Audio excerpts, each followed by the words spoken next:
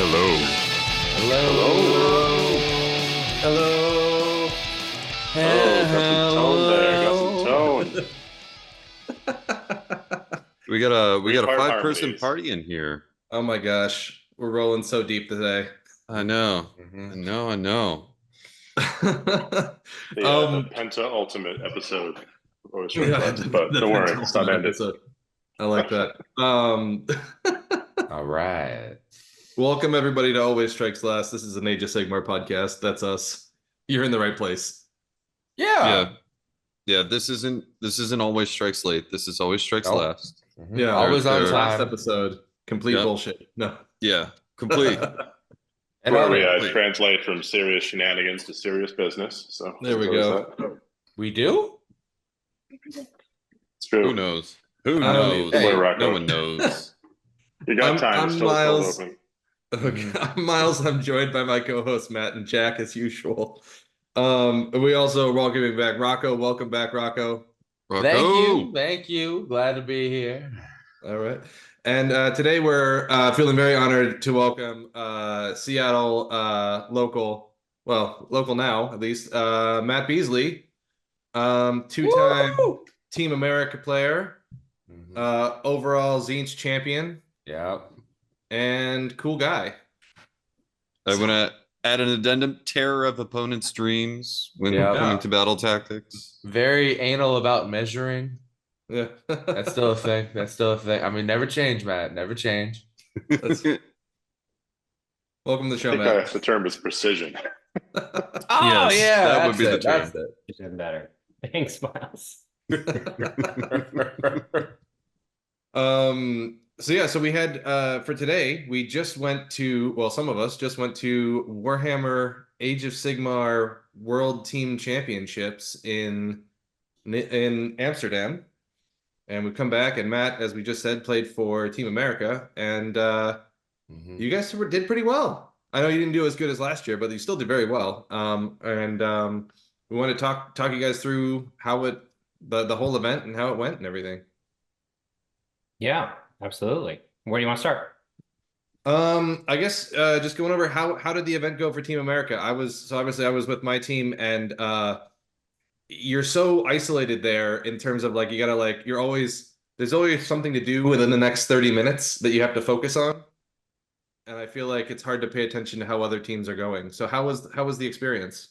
Well, the experience was great. I mean, I had like 6 very, very pleasant games against 6 great opponents. And so overall, the experience was super great. We're at the same venue as last year, and it's a very like sort of all-in venue. Like it's got everything you need. Really, really, really nice. fun. As far as like how we felt about the event, Gavin posted this on Twitter afterwards, and I think it really rang true to me, which is we prepared really heavily for a few teams, and we didn't realize how much like the pack has come up. Like there's a lot of good teams now, and the gap between them has gotten a lot smaller. And so, day one, we obviously prepared for our first round opponent, and we played and beat them, and we had obviously prepared for Denmark, and we played and beat them. And so day one was looking really well. But for most of the rest of the event, we played teams that we hadn't specifically prepared for. You always got to make sure that you know exactly what Denmark and England and France have and like how those lists work. But you definitely have time to prep for the body of the event, and that lack of preparation for teams that have really gotten good across the board really showed. So we started out strong. Overall, the US, we were 7th going into the final round, and so we tried to jump the podium by taking like really risk acceptant plays against Germany. Okay. And Germany, on the other hand, played for small wins. They were trying for top 10, and so they played smart. They played for small wins. We did stuff like sort of across the board you would never do in a GT, because we're like, all right, can we get the big wins to hop the podium? And that didn't happen now. And so we finished 11th. I think probably sort of spiritually going in the round in 7th is about how we felt about the event, because then it was like, let's roll the dice. Nice. Just for listeners, can you break down the small wins versus the large wins? What exactly that would mean, and terms of Yeah. a teams tournament? So Worlds uses a 20-0 system. If you win by 1, you get a 12, and then every 2 points beyond that of difference between you and your opponent's scores, it goes up, so to 13, 14, 15, 16. And so, the US had a lot of very small win round results where we were getting sort of between 80 and 90, and an exact tie is 80.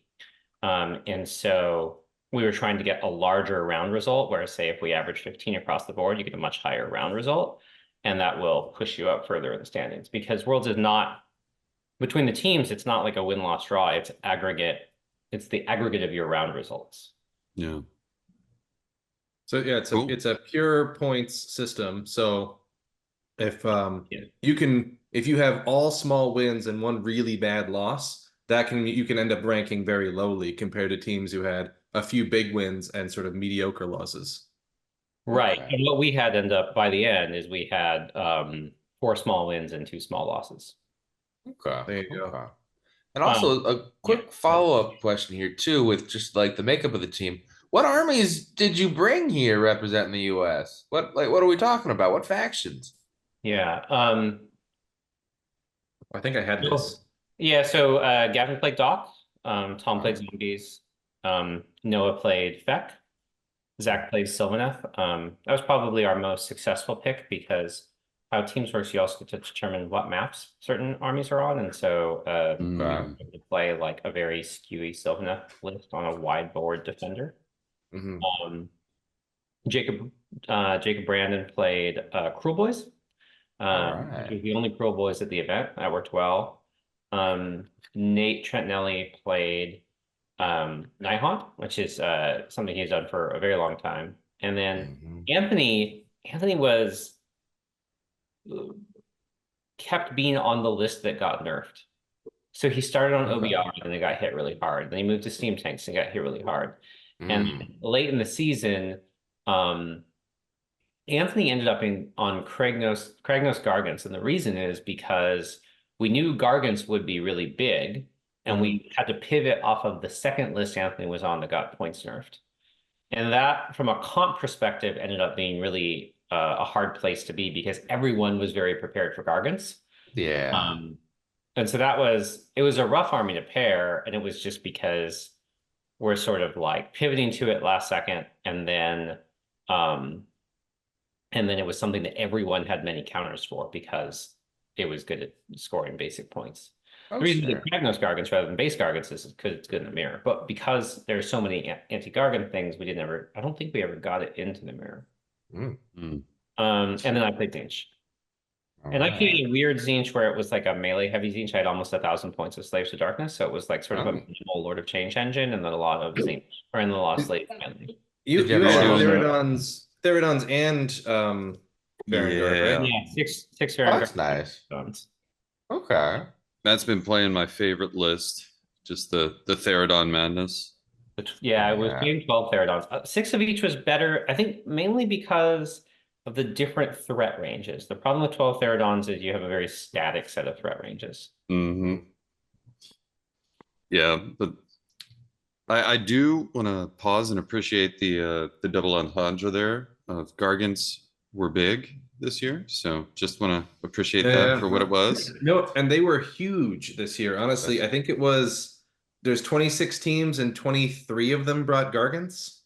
Oh, wow. Okay. Yeah. It was because there were multiple maps. Again, you can control the maps, right? And so you think about, you get player into Gargants at GT, and you're like, oh, it's on Fountains. I don't care. This will be fine. And you're like, oh, I got Gargants on Lines of Communication, or I got Gargants on Zephyr, or I got Gargants on Spring the Trap. And you're like, this is a nightmare. Well, Gargants never played on any map except those 3. Yeah. Every round had at least one of them. And so you just always put Gargants on 3 in the middle. And it's pretty good when it's on that map. I actually think Gargants are really good at ice fields as well, because although they're in a tight ring and you can very easily stand on 2 objectives with a Gargant. Sure. Yeah. But they punish others on the 3. Yeah, absolutely. Deny your opponent's ability to score really effectively. So that was very popular. That was like by far the most popular army. And then I think, what was it? Khorne was the second most popular, coming in with Okay. 14 plus 7, 21, 22 teams had a Khorne army. I feel like that's expected. Corn is Yeah. just scary. Yeah, and it's always popular. Everyone always seems to have either a friend or their own collection of corn from all the old starter boxes, and Yeah, it's I just think good. for Good this, anti-magic. I think these teams mostly have access to Vaughn, Everything. right? Yeah. And, Yeah. Corn was big. It ended up the build that was the reason we didn't have corn, and what tells you how corn worked is the average number of bloodthirsters, including Scarbrand, was probably 3. Yeah. Okay. And Gavin for a long time was playing a mortal corn list, and that went up like sort of 300 points or something crazy in the last. Mhm. But the bloodthirsters didn't, and so you saw a lot of bloodthirsters spam. That's cool. And not to go and leave Miles and our home team of Ireland on this podcast out of the way. What the boys bring, Miles? Let's see. So we did not finish anywhere near 7th. I think we were 23rd overall. Right. We didn't really finish 7th either. We finished 11th, but 7th. But Hey, you tapped 7th, right? At yeah, some yeah. point, you had You tapped held 7th. it. You were there. Yeah, You're exactly. like you and me, baby. And then things happened afterwards. But But we also brought 4 new players who'd never played at Worlds before, because we're trying to expand the community here in Ireland, and that was, we were going to have to do that eventually. We just had to rip the Band-Aid off and bring a bunch of new people so that they could experience what the yeah. deal was. And we knew that would hurt, and it did, but that's okay. We played really good Warhammer. Mhm. So let's see, our guys. We had Arno on Ogre Maw Tribes with Kragnos plus a bunch of Gluttons. Okay. We had Anthony on Maggotkin, which was a pretty standard build across the board. Almost everybody had the same build, which was the Glotkin and 1 to 2 Maggoth Lords, potentially a Grand Unclean one, and minimum Plague Bearers.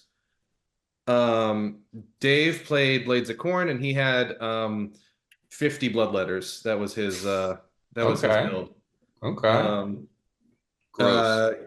Gary brought the Big Wah, which was mostly Iron Jaws. It was a Maw Crusher, 20 Brutes, 10 Ard Boys, and a smorgasbord of characters.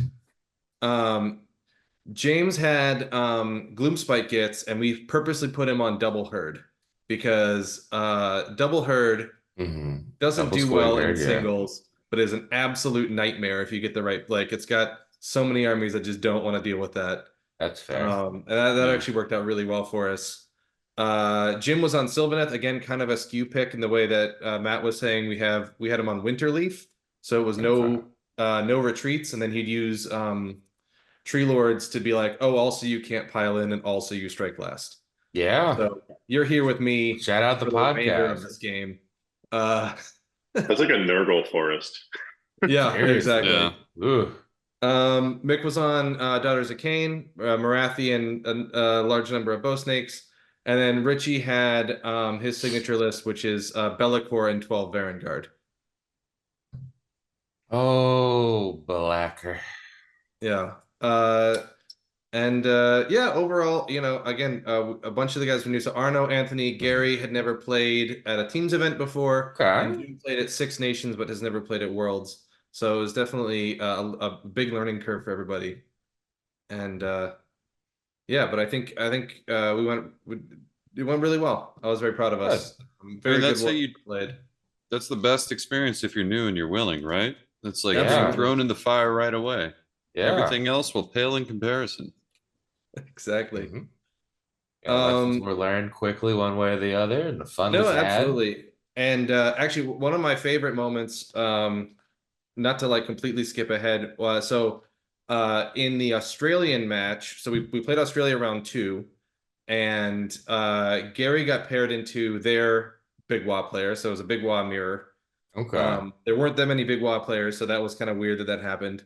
And actually, we learned that round that because we're such a small community, we're actually really vulnerable in a mirror match because people have not played those.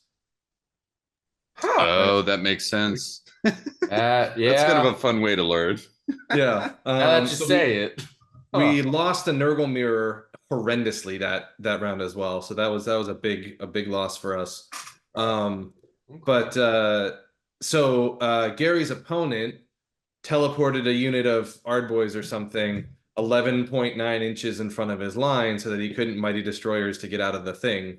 Yeah. So he was kind of stuck in his deployment zone for most of the game. And then later on, we played Team UN, which was they're kind of the buy-buster team. Yeah, Little Marathi and Yeah, Red and a and bunch of the tough crowd people were there. Yeah. exactly. And Marcella ended up playing Iron Jaws against Gary, and Gary pulled the same trick on her to great effect. That's what that And so tweet was about. Okay. I was so happy for him. That was such a great move. Yeah. What a great learning experience. Personal retribution for playstyle and choices. You love to see it. You also say like, man, shout out to Marcella. She had not played and like she was coming as the coach. Yeah. absolutely. No, she stepped up huge. That was very impressive. She had not played Iron Jaws in at least 6 months before the event. Ooh. And Yeah. That's insanity. Yeah. So she's like, all right, cool. I got 1 day. How does this work? Yeah. Mm-hmm. No, and that's an army that's a lot trickier than you think it's going to be. Oh yeah. Yeah, that's It's not the lore. I had a lot. Thank you. It was a big deal. Absolutely. Yeah. Uh, No, the That- whole that's a real team tough you on refresher there. curve for sure. yeah. Mm. So, you Matt, got any do you mind- standout games there, Matt? Wait, Yeah. before What do we got to- going here? I was thinking about like, oh man, what do I want to talk about here? And I wanted to say one other thing about like the experience at the event. Mhm. Mm. Afterwards, there's always some Twitter drama, and there was a post by Dan Bradshaw on Team England about his experience at the event, where there was some negative. Yep. I have played Dan. We had an amazing game. He literally fell over laughing once. It was great. It was a wonderful game. I played him the prior year. I really liked him. And I completely, sympathize with like how he felt about the experience he had. But there's a lot of comments on that post that are like, oh, this whole thing is so toxic. People get too competitive. They take things too seriously. People are too. And I thought about it for a long time. It really bugged me. I finally figured out why. And I think that my response to all of those people who from the sidelines use an anecdote that I think was a heartfelt, like, we should think about how this works for the future. To oh, this competitive thing is bad. Oh, it's like 40K, blah, blah, blah. 200 top players from around the world with completely different cultural contexts and completely different styles of play showed up and played games for 3 days. And you got maybe 2 tweets of issues. Yeah. Yeah. Let alone there could have been So- language issues, trying to understand nuances of things, and there's so many factors that could have been involved in that, and that was it. Yeah, and so just like if you think about the end, right? Like you're talking about 1,600 games between players that are used to winning events, and you got a tiny, tiny amount of drama. And again, like that's not to question the legitimacy of Dan's concern. Of course, I'm just saying, like, man, for everyone out there who's like, oh, look, this is evidence that something's wrong with this thing. The volume that you got here is evidence that something's very right. It is a really, really positive experience for the vast majority of players, the vast majority of the time. And I think it's done a really good job of being a positive but competitive place to be. Yeah, 100%. You're always going to have, when you have that many players involved, something's going to happen with some kind of drama somewhere. Someone's going to get rubbed the wrong way in a game. Someone's going to go and be like, oh, there's a decision. It could have gone either way. But overall, Worlds is a really positive thing. It gets a lot of Age of Sigmar out there on a level that, 40K has had for seemingly forever. And it's a whole different format too, compared to being this team's format, doing these pairings. you know, you can make all these crazy skew lists for these scenarios. You can game plan and bring this extra dimension. So now it's like 5D chess. Forget 4D over there. Mhm. You know, it's 5D chess of, okay, I can go and get this, play for this battle plan, go and do this. There's so much stuff involved in this that is just so freaking cool. So we can go to like individual things. I'm happy to talk through like cool things in the rounds. I just wanted to be like, man, if you're hearing about this stuff on the internet, don't ever. Yeah. Well, Yeah. I kind of want to step in as somebody who's not really somebody who doesn't enjoy teams, Sure. because I've never had a good experience with it, but I love that all of the people around me have a good experience, right? And Sure. somebody who I'm a like, little guilty, yeah. I mean, it's just me. It's personal preference, right? Hey, go on, And go on. and somebody who does enjoy playing Warhammer competitively, but ultimately just wants to come in and have fun with my weirdo dumb lists, right? Yeah, Like somebody that's from that valid. perspective, also who avoids the cesspool that is Twitter. Fair If enough. and so I'm gonna have a straight up bias take here. If you have a problem with people being as competitive as possible at the world's teams, Say it you need again. to go and reevaluate your life, because Seconded on honestly, that. like But also, I have no idea what the drama is, but I have to say, like, if you have a problem with people being competitive in a hyper competitive, the world's competitive event, Mm-hmm. like, come on, guys. Like, I actually you disagree. know, Like I don't know. like and I think this is kind of what I mean, which is like you lose so much context by not being there that it's Mm-hmm. Hmm. to have a binary take. Um, and I think that in that particular instance, um, there's a lot of nuance that makes it legitimately ambiguous. What the right way to think about the concern is. Like, all right, especially when you go into sort of like very small timing instances, like where's the line? Mm-hmm. So say order of declaration of things you can do in which no dice have been rolled between the declaration, but you did them out of order.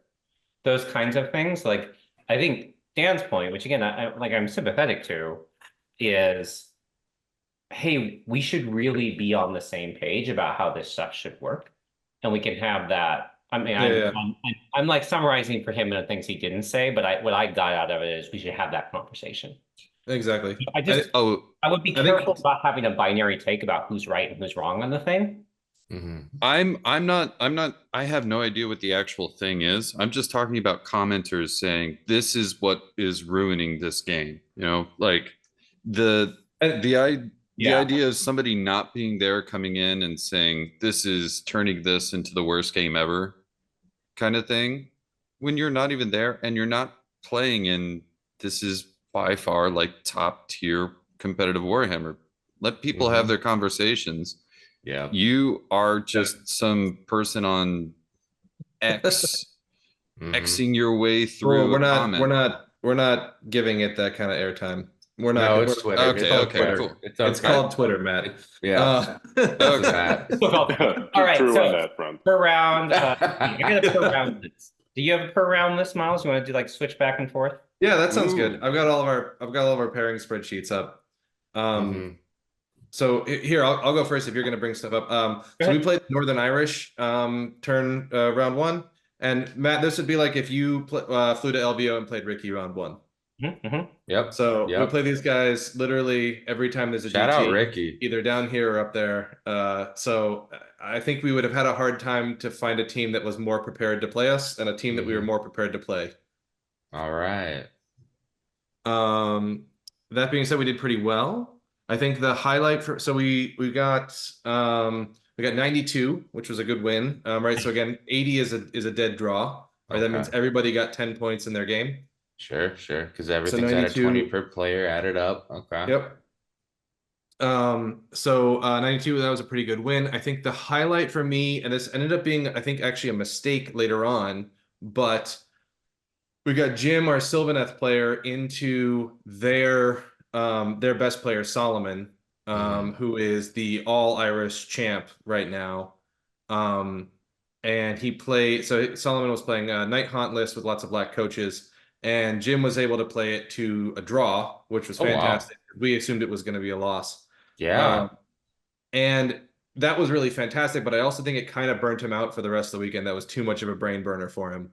So in retrospect, I think maybe we should have switched that up. But it was an interesting learning, and it was a great moment for the team, in terms of like, oh my God, did you see that? Mm-hmm. Mm-hmm. That's great.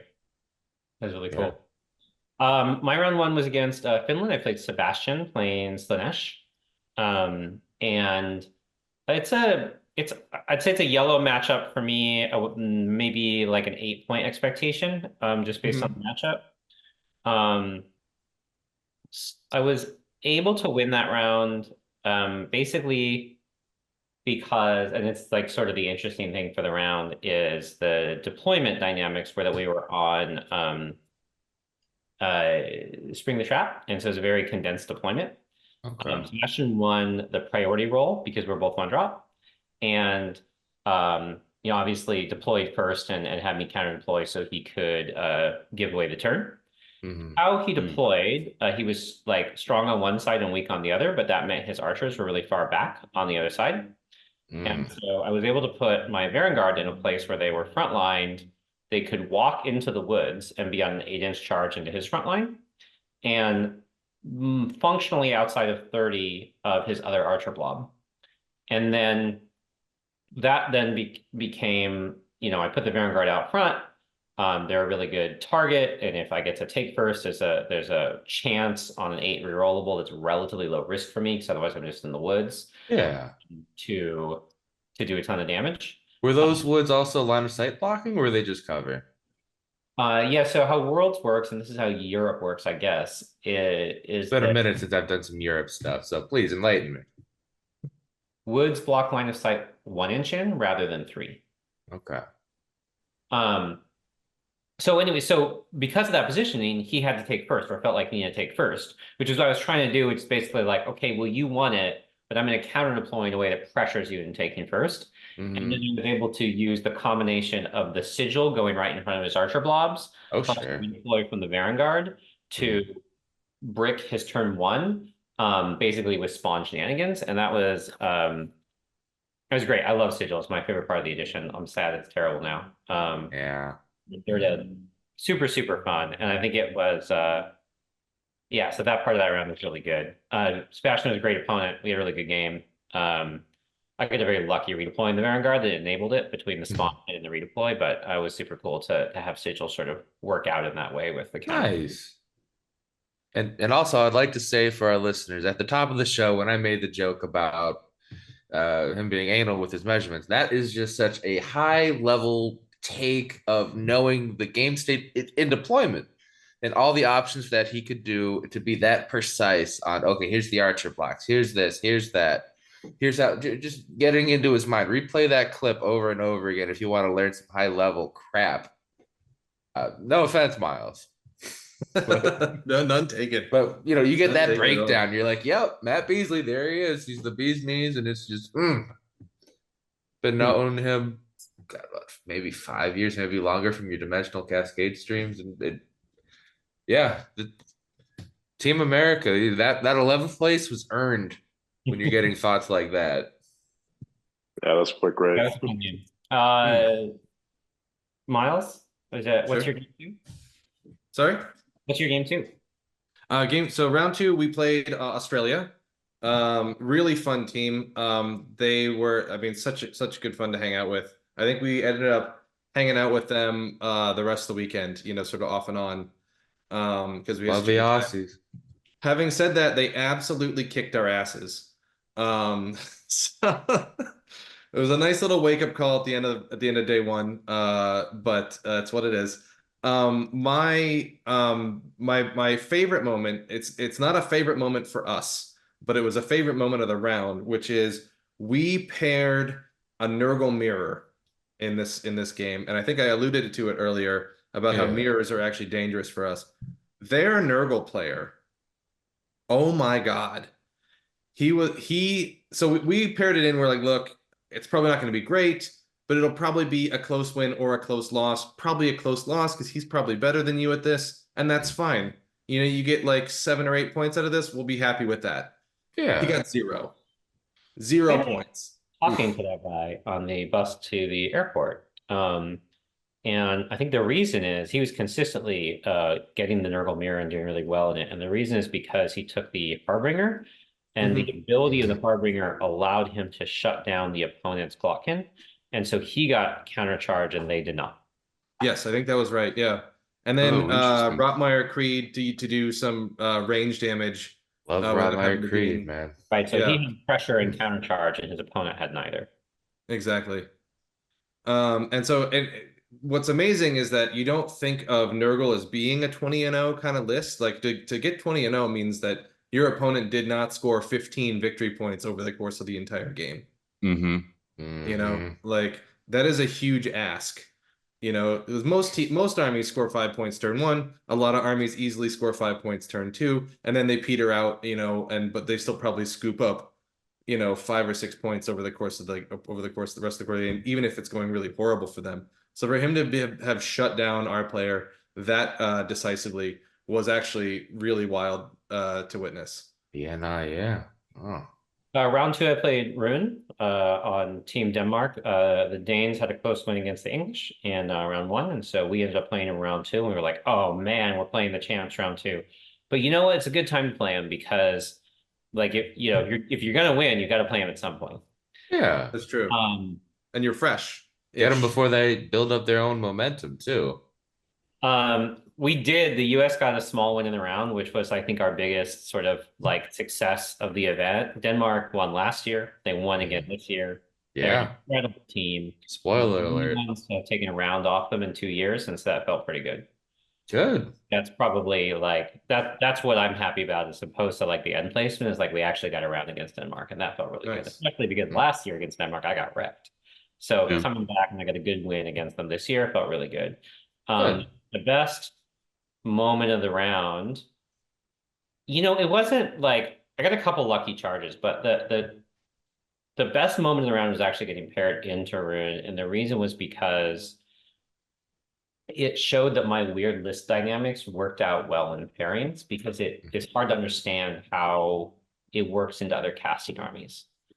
Because I summon Lords of Change, and I do it off either player's casts, but I have an extremely small character package doing it, and very good counter magic once the second Lord of Change is up. It allowed me to use my opponent to fuel my engine when they're a heavy casting army, but can reliably deny them the most critical spells. And that, like, getting that pairing to mean like they don't know that's green for me felt awesome, because it was just the advantage of taking a skew list instead of, or like not a skew list, like a weird list rather than a meta list.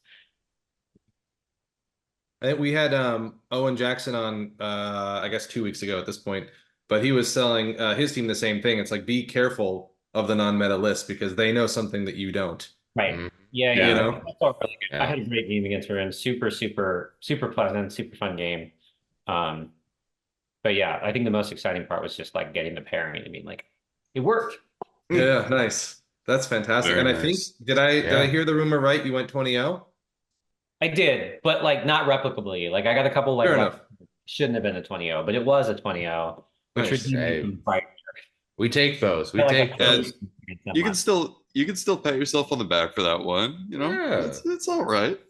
I did check though. It is the only time any Danish player got 20 the entire event, because it was Nice. very, very good. Nice. Yeah. That's And fantastic. and because the scoring was so close, that means you needed that 20-0, huh? Yeah. For the round, yeah. And what was the round score on that? Oh, we won by less than 10, 80 something. Ooh. That's very tight. Yeah. Great. Let's Every see. single one of our round wins or losses was by less than 10. Going into day 2, we played the Netherlands first thing in the morning. So the home team advantage. Yeah. They had, and this is unrelated to anything in the game, they had these adorable little pairing card boxes where each of them was a little diorama. Oh. And so then they could do the big Nice. reveal where they showed you the diorama instead of just using the little playing cards that we all had. That's nice. Dayton had made these world's playing cards that for pairings, and they were very fun, but they were a little hard to read. That was if he's listening, which he probably isn't. No, Slight critique for Dayton, but yeah, no, that's awesome. Honestly, no, really they're cool way to very do it. the art on them is very fun, but they're also like they're very busy. Looks like Okay. custom that art. Yeah. I thought it was very cool. They're very fun, absolutely. I enjoy them. Now that I don't have to use them, I'm enjoying them a lot more because I can just get to look at them and be like, oh, that's a really fun picture of that army. So you played who you play? You played The Netherlands. and who did you play? I didn't play, I'm the coach, so I didn't play I'm anybody. sorry. But He wasn't Irish enough. What was Yeah, your I wasn't moment? Irish enough. He only has an Irish kid and an Irish wife. yeah, actually I volunteered to be the coach because we had such a good coach for Six Nations and they were like, we need somebody good on this. And I do think that really paid off. I think having a quality person who you can go have a timeout with is really, really strong. good My skipper. favorite moment of this matchup. So they beat us. And we had a bunch of games that were like really, really close, and then they tipped out of our favor all at the same time, which was a bummer. And maybe there's some like learning to be done and some, watching the tape and figuring out what went wrong. But my favorite one was we had Richie, who is our Vanguard player, into their Ogres with Kragnos list. And that is a matchup that could go either way. And we think it was going to be Richie because he's faster and he outdrops them, but it wasn't, right? Your man, he deployed in such a way where he could just sit back and score 5 without having to really engage, without having to close the gap at all. Yeah. And so Richie ended up having to be aggressive where he wanted the Ogre player to have to step forward a little bit. And so he had to overextend. It didn't go well. The top of turn 3, he's out of Vanguard. And he's like, he calls us time, Miles, I'm absolutely boned. I'm not going to get any points out of this. I was like, Richie, I bet you can get 2 points. Go do it. Coaching. Right. So he's got 2 units of Furies and a Corvus Cabal and Bellicor, who's already used his thing, and like a Sorcerer Lord. That's the army. Right, left. And so fought back, ended up getting a 15-5, which, considering he had no real offensive units and almost all the ogres were still on the board, like that was just an amazing playing by Richie, taking what was a really terrible bit of call it bad luck, and really working for every point. So I was really proud of him. Good. Round 3, I played Miguel playing Giants in Spain. That was it was a good game. I had him go first, and he went into me. He had a lot of medium charges, and it ended up being like pretty clutch turn 2 prio. But because I won that prio, I was able to kill a Gargant bottom 1, top 2. Moment of the game, I think. Man, spawn pinning against Gargants is so like clenchy, like so feast and famine. So I was able to spawn pin Broad. Oh no. Charging. And he got like a 2 on the throw terrain, and it does D3 + 3, and he got 1 piece of boulder from the midboard terrain to kill the spawn and 3 Broad up. But we're just sitting there like, no. But yeah, spawn pinning Gargants is pretty fun when it works, but like, oh man, it was a lot of tension. Like, so few dice to see if you can get free. Oh, sure. Oh my gosh. Also, wacky. Real quick too, for the Team Netherlands. Shout out to Jeffrey Nyhoff, my buddy. He's the captain, or was the captain. That's what I'm saying. Good job, buddy. Sorry, Miles. What was he playing? I want to say it was Daughters, but I'm a little out of the loop about what he actually ended up running out for the team. I don't think they had a Daughters player, but that's okay. He plays a bunch of stuff, but just don't want to say. Fair enough. Good shit. All right. Next. So in the afternoon, we played Team Canada. and they're so much fun to play. What they're just absolutely great bunch of guys. We came out of the pairings feeling very, very good. Okay. And that is foreshadowing for the fact that it did not go well. As it should. Shit. As it Yeah, should. Foreshadowing. Yay. yeah. Honestly, we had a couple points drops from a lot of people. People dropping 1 to 2 here and there. It was very Okay. tight, some tight games. Richie picked up a bunch of points though, which was great. But the big upset, and actually my favorite moment in this was Arno, who is our Frenchman. Mhm. We paired him into Dayton, and Arno is a man who will sit at his chair, look at his phone, Yeah. to read the thing, and then pick up, shake his dice. He's going to give you nothing. So Dayton's Yeah. there, doing his big energy. He's got Everything. that, and he got some smiles, he got some chuckles out of Arno, but like I definitely felt from my perspective that the energy got toned down. Psychological. He was not ready for. So we were feeling that wasn't a strategy of ours, but I definitely would do it again if I had the opportunity. And then the big upset of the round was we had gotten our Gits player into their Gargants player. So Oliver, who's their captain, was playing Sons of Behemoth, very standard list. And for us, that's an easy 20.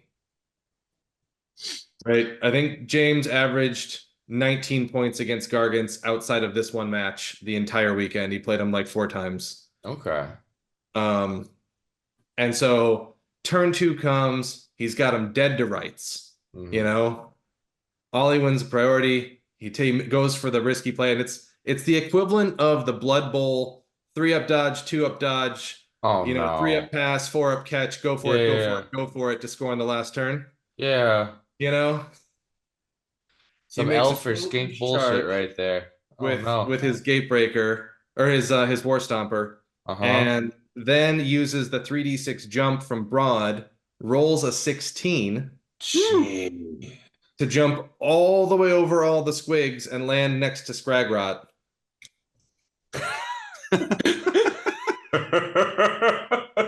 That's pretty good. Oh. Yeah, so that was not, and then it starts clearing the backfield, which is not exactly what those squigs don't want. And then on the following turn, James failed all of his charges. So That'd do it. That'd do it. So it ended up being a 20-0 the other way, which was just a huge, that was the round right there. Like that was a 40-point swing for us. We could not recover from that. But it was wild. Yeah. Anyway. It sounds like that would have been a fun / kind of terrifying game to watch, depending on which side you were on. Mhm. Absolutely. No, I was like, I was feeling so confident, and I was feeling not confident at all. And it was all made worse by the fact that all of his Gargants are Santa themed, so they all have little candy canes and little Santa hats and stuff. Oh, that they're makes all that even better. They're all very jolly. Mhm. And James is there just like head in hands being like, how did I screw this up? Yep. But you were a good coach and brought him back from that, right? Yeah. Who got him back? Spoiler alert, next round he also played Gargants. Let's see. Round 4 we played Greece. Greece played very well. We played on stream. I went into Skaven, which is expected to be an 8 for me. I can't effectively break them, but I should be able to keep points close, especially on Nexus. And I did. I ended up getting, I think, either a 6 or a 7. I think it was a 6 was my lowest game. Okay.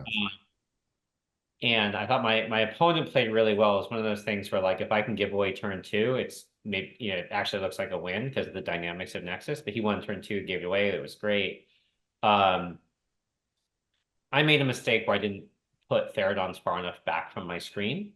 That is why it was sort of a 6 rather than an 8. But I think my favorite moment of the game is like I'm down to a minute on the clock. All the other games are done. We're in a very close round. And in order to break his grand strat, I have to kill 2 little rat characters. And it came down to the Vanguard probably kill the thing they were in combat with, and so it came down to like a rerollable 8-inch charge after just like a massive amount of shenanigans. I'm like functionally tabled. I've got a couple things left. Yeah. Break his grand strat. I've got less than a minute on the clock, and just like the adrenaline was great. It did not work. I failed the 8-inch charge, but it was very fun. Nice. Yeah. Sometimes you're just having so much fun setting up. Like you're like, oh my god, if this works. Oh my god, if this works. Yeah. Mhm. What are my outs? Yeah. What are my outs? Yeah. I heard. I didn't get to chat with them at all, but I heard only good things about the Greek team. I know they had 2 players whose flight got delayed, and so they showed up like 30 minutes into the first round and still beat Team Canada. Yeah, my opponents. Oh, wow. All of my opponents were great. Really, like had You know, yeah, that wasn't to say that we had bad opponents ever. Yeah. You know, so let's see, round 5. round 5, morning of day 3. Whatever, 24 hours remain. We played, so we were pretty far down. So Greece actually got a small win off the US in that round. Okay. Oh, okay. I was our first Yeah. loss of the event, and it was like a big deal. We were like, holy crap, like Greece played very well. Nice. Go ahead. So yeah, so at this point we were down pretty far in the rankings. So we were playing the UN team, which was they were a huge amount of fun. Everybody on this team was just a character, and we had a great time. I think they were struggling because they are a team that comes together at the last minute. They didn't have the level of preparedness that some other teams would have, so they're kind of just winging it all the time, which is it's rough. Because as Matt alluded to earlier, preparing is like actually That's huge. mission critical. Knowing your pairings, what teammate needs to go and be like, okay, listen, you're going to play in the losing matchup, scrape some points away, make it easy for the rest of us. Do Exactly. this. Yeah, there's so many layers to all this when you get to 8 people freaking playing. Yeah. So I'd alluded earlier about Gary's match against Marcella, and I thought that was a really great moment. But to share a different one, Jim, who is he's our Sylvaneth player. He's been getting thrown into, so he's a guy, the way his list works, he's very comfortably an 8 to 12 against everything. Okay. Like he's going to get a small win or a small loss. That's always how it works. And we have been throwing him into stuff we didn't want to deal with, because we figure, what, like worst case scenario, he gets a 6, that's still pretty good. And so he's been dealing with just really rough matches the entire time so far. And he's been getting burnt out. And he played an aggressive Varangard list. I want to say the round before, but maybe 2 rounds before, and was just having no, this is Winterleaf. So it's he had Alariel and Belthanos, Tree Lord, and a bunch of little dudes. Yeah, that's super rough for in the Varangard. Yeah. And so we got him another Varangard match, but this is a Varangard with no Bellicor. Okay. And I think on the team we were saying Jim went Super Saiyan and got 19 points out of that match. He was just like, I've had enough. I've had enough of this. You guys keep throwing me into bullshit.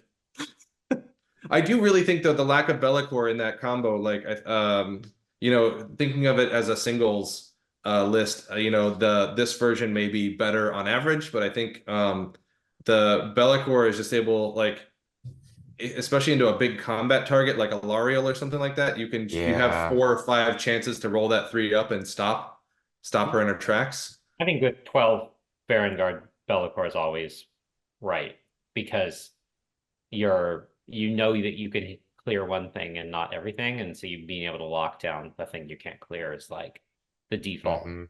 That's what we thought as well. That was why we brought it at this as well. But yeah, so that was a big round for us. We got 102 that round. Our biggest upset was Richie into Ryan, aka Bread. And we thought that was going to be okay. He had his Skyr Acolytes list, and it turns out he was ready for 12 Varangard.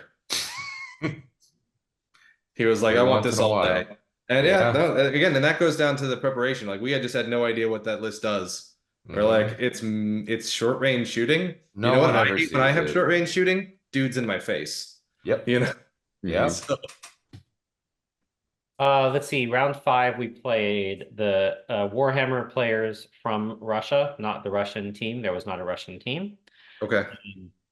and it was a good round. I played into Seraphon, which, because of the same dynamics against Lumineth and them feeding my engine, generally is sort of yellow leaning green. But it's on ice fields, which we knew they'd defend. Ice fields is very, very hard for me because against Seraphon, because the way that you have to screen out Maelstrom plus Comets from taking out your summon nodes on top of one means you're backporting everything. And so getting back into a relevant position is like just a massive tax. It ended up being a very, very close game. I lost 7-13. And just to tell you how much Seraphon really does this edition, at the end of turn 3, I had most of my, in the top of 3, I had most of my army. And had killed everything except the 2 frogs and like a couple straggler little characters. And I still got tabled bottom 3, top of 4. That's wild. Yep. Yep. That's the experience. That was Yeah. And I knew it sort of at the end of 3. I'm like, most of this is going away. yeah. It was very, very left. I think favorite moment was there's a lot of little stuff that game. But I think that my favorite moment was probably, it's just so important in Warhammer to realize these moments, was deciding not to charge with the Lord of Change after making the charge roll, because I realized how close it would put me to a character that will allow me to be within 12 for the Seraphon Mortal Pulse. And sometimes it's just really rewarding to be like, all right, I made it, I got it, I'm gonna do that. That's a terrible idea. I've noticed the trap. And so I noticed that trap. I ended up messing that part up later, but it's always a good feeling to notice the trap. No, absolutely. Yeah, sometimes not doing a thing is way more important than doing a thing. Right. It's really hard to recognize. A lot of times people will lose games they've won because they'll hit a long charge that they didn't need, change into what looks like upside. It's not. You're like, oh, I got this adrenaline. I can do this. You're getting hyped. You're like, oh, wait, I'm out of position. I lost my buffs. Overextended, and now you're taking apart piecemeal. Super technically clean game. Super like lot of very minute stuff. Seraphon versus Siege is like a lot to track. Yeah. And on a strict timer too. I don't even know how you tokenize everything. +1, -1, can't charge here. They're done. +4 to cast on the frog. Yeah, that's so much. That seems like a lot. So let's see. So last round for Team Ireland, we played the Swiss team, and I want to say this was their first year. I didn't check that specifically, but they gave me the vibe of a team that this was their first year. Okay. And partially because we were playing them, but partially because they had a bunch of weird lists. Okay. You know, so this was a team who had practiced in their own meta and hadn't looked at the wider meta significantly. So this was actually our closest round. We ended up losing 75-85. So it was very tight down to the wire. It could have gone either way. We had a couple upsets, but also a couple fantastic victories. So let's see, like James absolutely destroyed their Corn player, but Anto got absolutely wrecked by their Seraphon player, you know? So my highlight from this one was let's see, it's probably Gary again. I don't know. I don't mean to pick on Gary. Actually, let's say I think this is better. So Arno is playing their Gargant's player, and we have that as a 13 expected, so it's like a comfortable but close win. Okay. And he got a little bit better than that. But the best part was apparently their player had practiced this matchup a bunch. And Arno just confused the hell out of him by not engaging with him. He's like, no, I don't need to go. I'm winning. I'm on all the like you. He had backboarded all the Gargants so that he could stop the 3d6 Kragnos run. Yeah. And so Arno just went and stood on circles. Sometimes it's just that easy. Yeah, Didn't play the other person's game. exactly. Nice. And and then eventually there was a brawl, and it was what it Oh, was. sure. Yeah.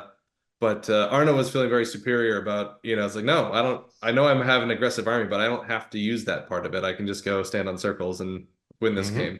Make you do all the risky moves. That feels like the ultimate secret most of the time. Yep. Absolutely.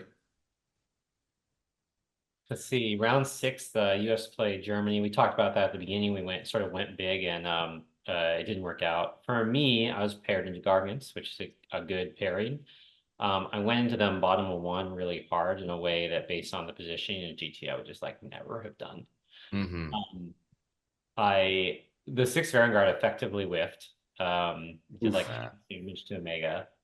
But I had everything else moved up such that if the Vanguard whiffed and I won the priority, I could blizzard it off. Everything is in sort of shotgun range. The Therodons go in. I lost the priority, and I got I just had like small characters and chaff left by like bottom of 2.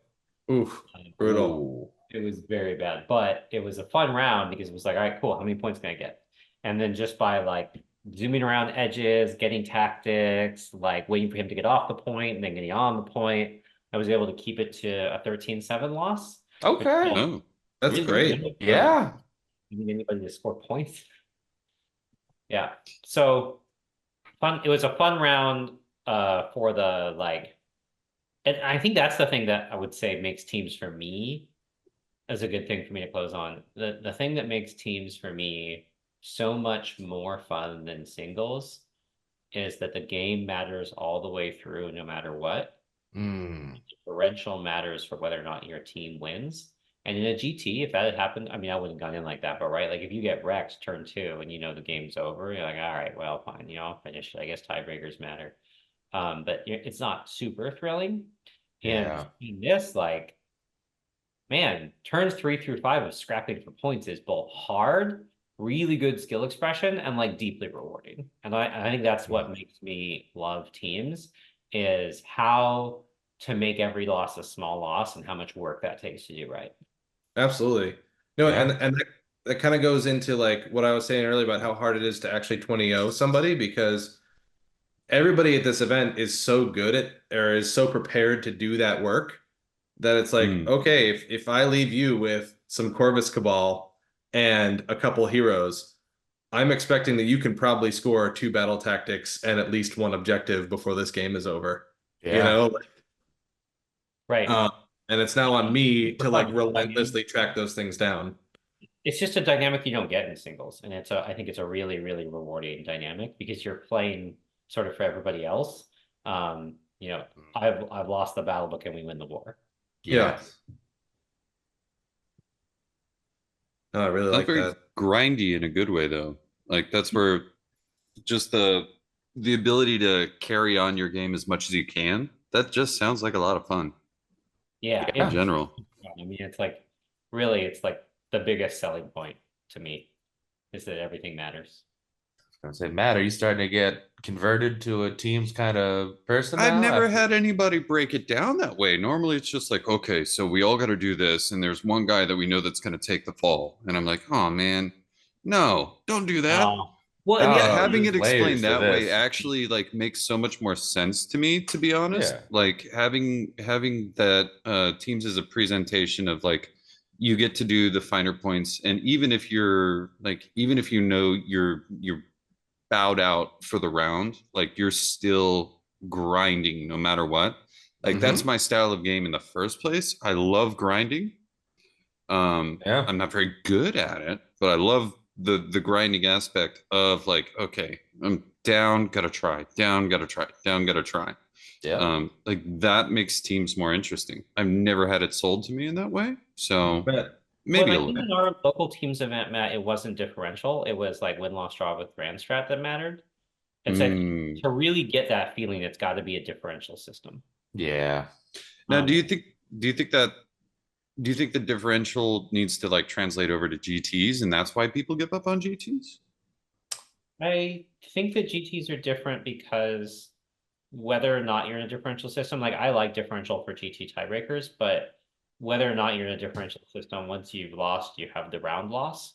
Mhm. And so what it matters for tiebreakers, but like for this, it matters for the round. Like everything you do matters for the team's round, especially because you don't know how the rest of your teammates are doing. And you're literally not like your coach can't come tell you information unless you're in your like one timeout game. And so you're like you don't even know like in that scheme game, like I knew it was really close. I knew I had to get every point, but apparently people watching the stream were like really excited because the round was so close that event could have like flipped the round. And I didn't even know while I was doing it, but I just knew like it might matter a lot.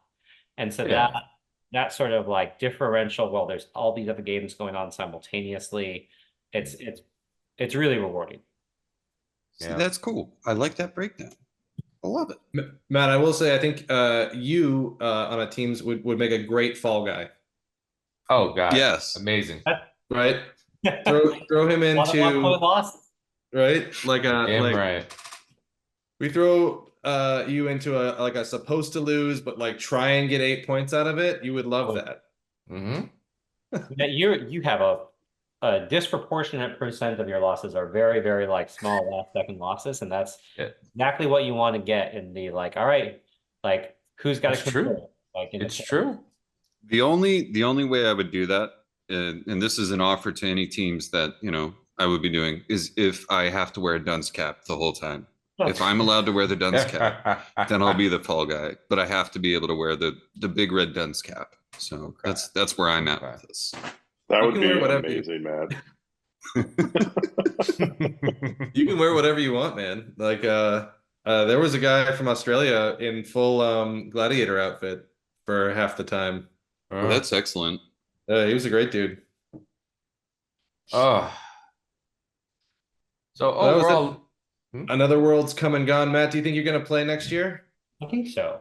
We haven't figured it out yet. We don't know where it is yet, but like if you had to ask me right now, I'm in.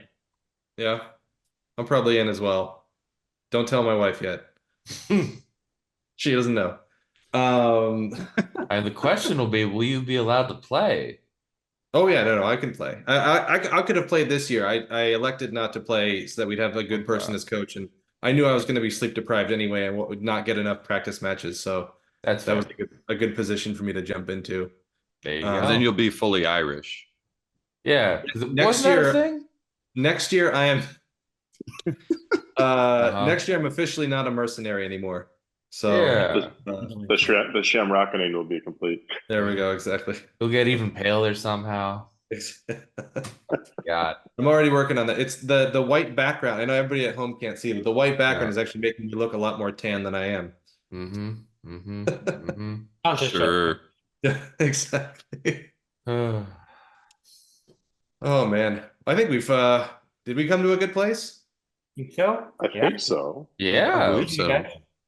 Really good. Oh, Matt, thanks for coming on and sharing the experience with us. It's so hard to catch up while we're there because like there's so much going on, and I feel like the time between rounds, it's like, all right, quick. Now everybody pack up your stuff in 5 minutes so we can go to lunch, that we have enough time to go through the spreadsheet again before the next round, and then we go to our next round, and then Yeah.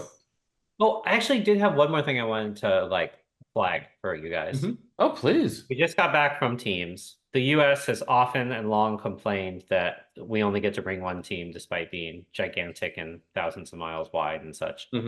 Sure. This year, for the first time, there's going to be a US regionals, which is like European teams, eight-player teams for the different regions of the US, and that'll be in October. It's being hosted by Corey, who hosts Everwinter. Nice. Out in Boston. Oh, very nice. Very interesting. Southwest, like the different regions. Yeah. And I think that's going to be a great one to cover because it's an all-American teams event. I'm the playing captain for the PNW. Jeremy is the coach. And I think it's going to be a lot of fun. Cool. Oh, that's fantastic. Awesome. Yeah. Great plug in that, Matt. That's going to be pretty fantastic for the whole community here, I think. I think so. Yeah. Yeah. Absolutely. No, we do the Six Nations, which is a similar thing, and I found out all the Nordic countries have their own special ones, so the Swedish get double. Ah. But yeah, so yeah, kind of a Six Nations kind of thing. Exactly. Yeah. And I'm really excited that the US is doing it. And hats off to Corey. People argued about it for years, and he was finally just like, I'm just gonna do it. Do you want to come? Yeah. That's great. Nothing I wrong Very with that. frequently talented find- event organization, so I have no doubt it'll be a smashing success. Yeah. No, I frequently find just doing it is what you need to do in this hobby. No. Yeah.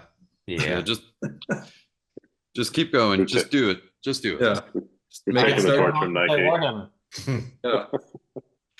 Cool. Well, hey Matt, thank you for coming on the podcast. We should get you on more often. This was great. Thanks for sharing with us the experience. And thanks Rocco for joining us. Always Yeah, happy. you're always happy to help delightful to have. host when you need me. Much The appreciated, guys. signal, I'll poof What else are in. we supposed to say? Like, comment, and subscribe. Oh Is that yeah, I what- didn't plug us. Like, Shit. comment, subscribe, Yep. go yep. watch the YouTube videos, run in the Yep. background, buy all the There we merch. Get merch. Patreon, and yeah. I Go think check that's- out Rocco's channel. I'm Yeah, sure we with got to. forthcoming in, forthcoming, he's going I to give will- us I'll start all the putting fun. videos out again.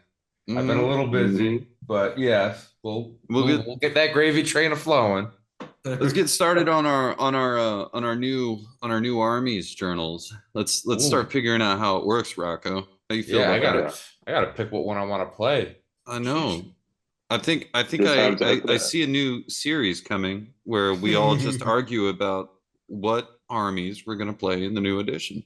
Shut up. But we Ah. can't do it kindly. We have to argue. Just all of us Yeah. yelling into Zoom Yep. as loud as possible at each other aggressively with a Well, smile. That's I enter that's New how you York get the will eyeballs, come Matt. Are you doing flamers? You're going full flamers for fourth? Full Oh. flame. Just don't have any painted. I'm going Zinch, and I'm. Ah, You don't have flavors painted? They have Really? been terrible since first edition, and I Yeah, fair enough. yeah. think Yeah. it's very bad. They're like not up to par with the new stuff. So Okay. you're up to par. I'm just surprised. I could have sworn there was a change out with something. Yeah, I that mean- was before I was playing Zinch. And it was- Oh, okay. Yeah, Okay. they were really busted in first edition, but first edition your beard length mattered, and so I didn't play. Yeah. That's I got fair. That's fair. But like, I I don't think got fair that. points. have a good one. Yeah. Bye. Take care, guys. Thanks, everybody. Remember, it's always good to strike. All right. But I'll still get the last word because I have the ability to stop the recording. That's a on cheat code. you. That's a cheat code.